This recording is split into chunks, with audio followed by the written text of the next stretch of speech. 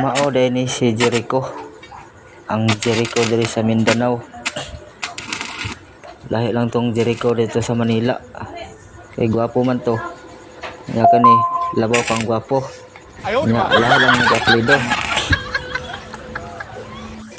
Dati din ni siyang labor. Sukat sa iyang pagbanuban sa ako. Halos nakatunan na niya tanan ang mga tradang tiyo. Paborito giniya ning welding para sa uban nga trabaho. Daghanan ni siya nakatunan sama sa mason, taod og tiles. Wow. Uban pa nga part sa construction. Dati labor lang ni siya. Pero gitrain din ni siya sa yang galon niya si Edgar. Adisir ni siya ni uban sa kuha. Si Edgar Estrada katulong. Ay primero niya gibanan adisir siya ni balhin sa kuha. So ang mo niyang tirada karon. Kataon ni sa reading sa author. Para kag-discard yung matado na mga siyasi. Yung mga kaya. So, nagado lang nag-atik tahanan eh.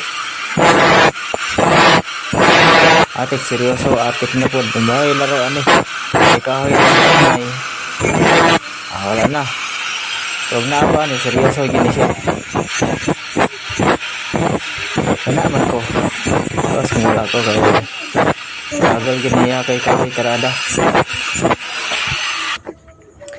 Atong tanaw niyang agi. O para ba gini ni guman. Pero sa akong tanaw, sada man po agi ang panuha ko. Anong araw na yung agi?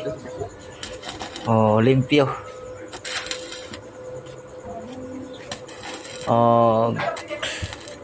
Di na ni basta-basta mga railings na.